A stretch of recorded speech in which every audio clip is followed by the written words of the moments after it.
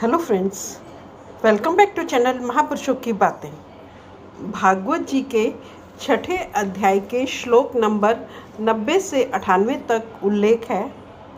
इसके पश्चात नारद जी ने भगवान तथा उनके पार्षदों के चरणों को लक्ष्य करके प्रणाम किया और फिर सुखदेव जी आदि तपस्वियों को भी नमस्कार किया।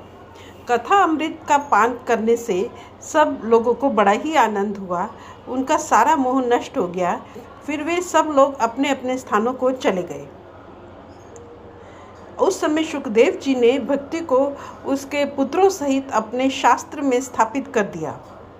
इसी से भागवत का सेवन करने से श्री हरि वैष्णवों को हृदय में आ विराजते हैं।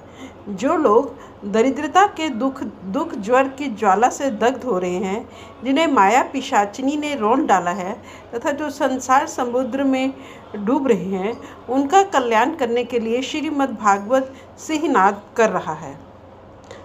शौनक जी ने पूछा, सूत जी, सुखदेव जी ने राजा परीक्षित को और गोकर्ण ने धुंधुकारी को और सनकादि ने नारद जी को किस किस समय यह ग्रंथ सुनाया था, मेरा यह संशय दूर कीजिए। सूत जी ने कहा, भगवान श्री कृष्ण के स्वधाम गमन के बाद कलयुग के 30 वर्ष से कुछ अधिक बीत जाने पर भाद्रपद मास की शुक्ला नवमी को सुखदेव जी ने कथा आरंभ की थी। राजा परीक्षित के कथा सुनने के बाद कलयुग के 200 वर्ष बीत जाने पर आषाढ़ मास की शुक्ला नवमी को गोकर्ण जी ने यह कथा सुनाई थी। उसके पीछे कलयुग के 30 वर्ष और निकल जाने पर कार्तिक शुक्ला नवमी से सनकादि ने कथा आरंभ की थी। निष्पाप शौनक जी, आपने जो कुछ पूछा था उसका उत्तर मैंने आपको दे दिया है। इस कलयुग में भागवत की कथा भव रोग की रामबाण औषध है। संत जन, आप लोग आदर पूर्वक इस कथा अमृत का पान कीजिए।